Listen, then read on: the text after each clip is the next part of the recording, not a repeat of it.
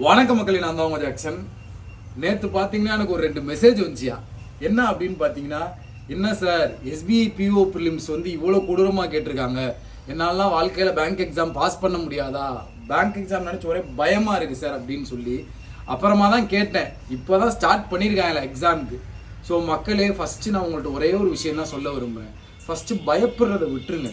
நம்ம ப்ராக்டிஸ் பண்ண நம்மள அறியாமல் ஆட்டோமேட்டிக்காக சப்ஜெக்ட் உள்ளே போயிடும். நீங்கள் ஓப்பனிங்லேயே பயந்தீங்கன்னா அடுத்து எப்படி நம்ம ஓட முடியும் மக்களே?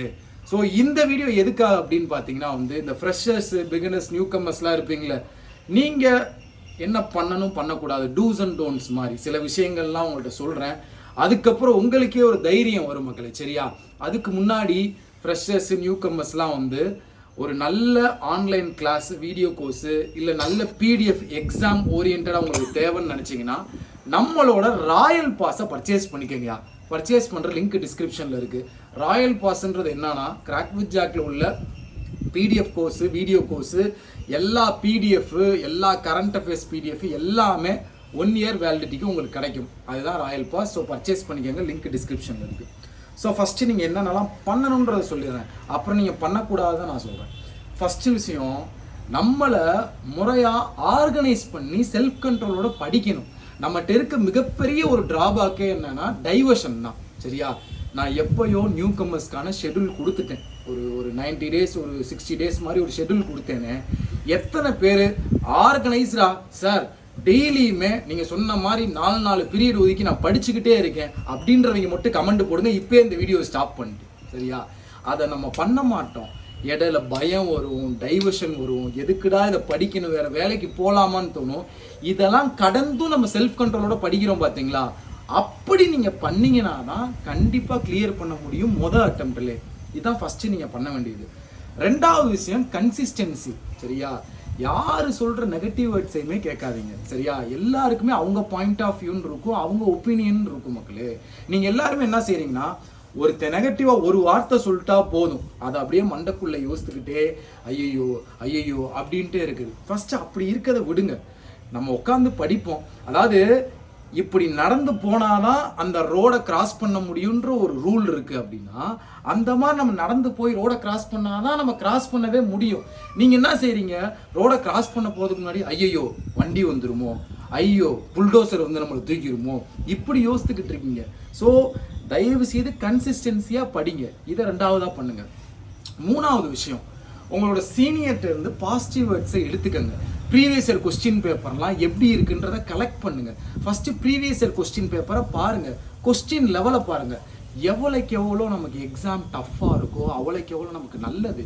இதை ஃபஸ்ட்டு மனசில் வச்சுக்கோங்க. எக்ஸாம் கஷ்டமாக இருக்குது அப்படின்னு நீங்கள் புலம்பவே கூடாது. என்றைக்குமே ப்ரீவியஸ் இயர் கொஸ்டின் பார்த்து பயப்படக்கூடாது. எவ்வளோக்கு எவ்வளோ கஷ்டமாக இருக்கோ அவ்வளோக்கு எவ்வளோ நமக்கு கட் ஆஃப் ரொம்ப கம்மியாக இருக்கும். நான் ஒரே ஒரு விஷயம் சொல்லுவேன் உங்களுக்கு எக்ஸாம்பிள். எவ்வளோக்கு எவ்வளோ எக்ஸாம் ஈஸியாக இருக்கோ நம்மளோட ஒருத்தன் செம்ம ஸ்பீடாக போடுவான். ஒருத்தர் 2 வருஷம் படிச்சிருப்பான். நம்ம ஃப்ரெஷராக இப்போ தான் படிக்க ஸ்டார்ட் பண்ணி ஒரு 2 மாதம் கழிச்சு ஒரு எக்ஸாம் எழுத போகிறோம் அப்படின்னா அவனுக்கும் நமக்கும் வேகம் மிகப்பெரிய சோகமாக இருக்கும், சரியா?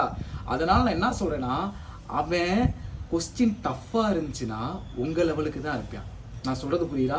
நீங்கள் அட்டன் பண்ணுற அதே கொஸ்டின் தான் அவனும் அட்டன் பண்ணுவான். ஃபார் எக்ஸாம்பிள், இப்போ எஸ்பிஐ பிஓ ப்ரிலிம்ஸ் எக்ஸாம் நேற்று நடந்துச்சு. அதில் பார்த்தீங்கன்னா எல்லாருமே அந்த ஒரு 50 to 60 ரேஞ்செல்லாம் போட்டிருக்காங்க, சரி? ஆவரேஜ் பெர்ஃபார்மருமே அவ்வளோதான் அடிச்சிருக்காங்க. ஃப்ரெஷ்ஷாக ஸ்டார்ட் பண்ண ஒரு 3 மாதம் ஸ்டார்ட் பண்ணால் அவ்வளோதான் அடிச்சிருக்காங்க. இங்கே முக்கியமான விஷயம் என்னென்னா, நம்மளை அனலிசிஸ் பண்ணி செல்ஃப் கண்ட்ரோலோட ஆர்கனைஸ்டாக படிச்சுட்டு ரியல் எக்ஸாமில் போகும்போது அந்த ப்ரெசன்ஸ் ஆஃப் மைண்டை யூஸ் பண்ணி கொஸ்டினை செலக்ட் பண்ணி அடிச்சுட்டு வேலையை வாங்கிட்டு போயிட்டே இருக்கிறது தான். ஸோ தயவு செய்து கன்சிஸ்டன்சி மெயின்டைன் பண்ணுங்கள். நெகட்டிவான வேர்ட்ஸ் யார்கிட்டையும் கேட்காதீங்க. உங்களை நீங்கள் ஆர்கனைஸ் பண்ணி செல்ஃப் கண்ட்ரோல் பண்ணி படிங்க. நம்மளே ஒழுங்காக படிக்காமல் ஒரு 8 மணி நேரம் படிக்காமல் ஏனி நோனினா எப்படி, சரியா? நம்ம சைடு உள்ள குறைய ஃபஸ்ட்டு சரி பண்ணி நம்ம ஒரு தப்பு பண்ணுறோம்னா அடுத்த தடவை அடுத்த டெஸ்ட் எடுக்கும் போது அடுத்த எக்ஸாம் போகும்போது அந்த தப்பை பண்ணக்கூடாது, சரிங்களா? ஸோ இதெல்லாம் தான் நீங்கள் பண்ண வேண்டியது. பண்ணக்கூடாது என்ன தெரியுமா? முதல் விஷயம், இந்த புலம்பு இருக்கு. நீங்கள் போய் ஒரு தவண்ட புலம்புனீங்கன்னு வச்சுக்கோங்களேன், அவன் நல்ல டைம் பாஸ் கிடச்சிட்டான்டா அப்படின்னு சொல்லி பேசிக்கிட்டே இருப்பாங்க. 2வது விஷயம், ஒரு முறையான கைடன்ஸை ஃபாலோ பண்ணுறீங்களா? ஒரு வாத்தியார் சொல்கிறாரா, அந்த வாத்தியார் சொல்கிறத கேட்டு ஃபாலோ பண்ணி படிங்க. நீங்கள் ஏன் நான் வந்து பேசிக்ஸ் ஒரே இடத்துல படிக்க சொல்கிறேன், நீங்கள் வந்து எந்த பிளாட்ஃபார்ம் சூஸ் பண்ணாலும் சரி ஒரே பிளாட்ஃபார்மில் படிக்க ஏன் சொல்கிறேன் தெரியுமா? இந்த ஆரம்பத்தில் ரீசனிங்லாம் நீங்கள் படிப்பீங்க தெரியுமா?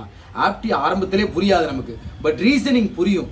அந்த புரியும் போது நமக்கு நிறைய குழப்பங்கள் ஏற்படும். நீங்கள் நிறையா பிளாட்ஃபார்மில் படிச்சிங்கன்னா, ஃபார் எக்ஸாம்பிள் இப்போ ஒரு நார்த் இந்தியன் வெப்சைட்லாம் பார்த்தீங்கன்னா வந்து எந்த வெப்சைட்னாலும் சரியா, எந்த வெப்சைட்னாலும் சில ஆன்சர் கீ தப்பாக இருக்கும்.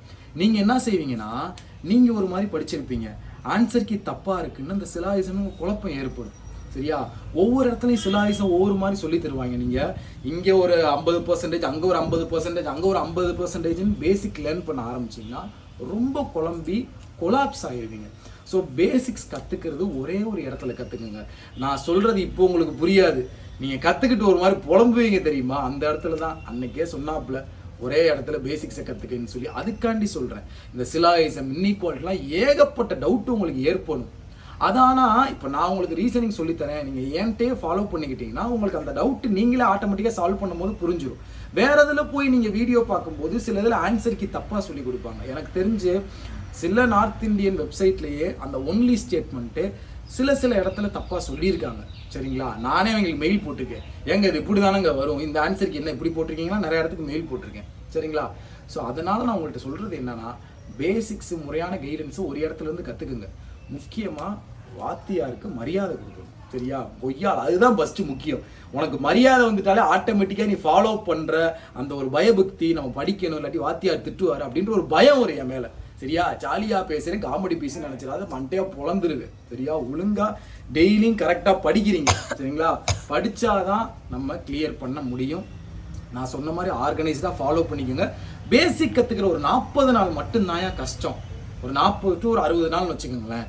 கற்றுக்கிட்டிங்கன்னா நீங்கள் எந்த பிளாட்ஃபார்ம் போனாலுமே நீங்களே ஒரு ஸ்பெஷலிஸ்ட் ஆகிடுவீங்க. அவங்க தப்பு விட்டால் நீங்களே அனலிசிஸ் பண்ணி சரி இவங்க ஏதோ ஒரு ஃப்ளோவில் மிஸ்டேக் பண்ணியிருக்காங்க அப்படின்றத புரிஞ்சுக்குவீங்க. ஸோ தயவுசெய்து பேசிக்ஸை ஒழுங்காக கற்றுக்குங்க. நானும் ஃப்ரெஷர் நியூ கம்மருக்கு ஒரு 10 வீடியோ போட்டிருப்பேன் இப்போ வரைக்கும். ஆனால் எப்பையும் அந்த 10 வீடியோ தாண்டி 11ஆவது வீடியோ போட விடாமல் பண்ணுறவன் தான் மாசு சரிங்களா.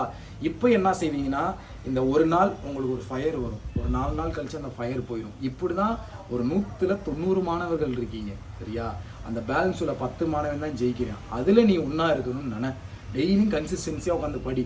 பேசிக்ஸ் கற்றுக்கும் போது மட்டும் சனிக்கிழமை ஞாயிற்றுக்கிழமை பார்க்காது, அப்புறம் லீவ் எடுத்துக்கலாம் சரிங்களா. பேசிக்ஸ் கற்றுக்கும் போது லீவ் எடுக்காதீங்க, கண்டிப்பாக உங்களால் முடியும். நீங்கள் கொஸ்டின் பேப்பர்லாம் பார்த்து பயப்படாதீங்க, நான் சொல்கிறத கேளுங்க. எவ்வளோக்கு எவ்வளோ கொஸ்டின் டஃப்பாக கேட்குறாங்களோ நமக்கு நல்லது. அந்த கொஸ்டின் பேப்பரில் நம்ம நல்லா பெர்ஃபார்ம் பண்ணிட்டு வரணும், அவ்வளோதான் சரிங்களா. உங்களது விடைபெறுவது உங்கள் ஜாக்சன்.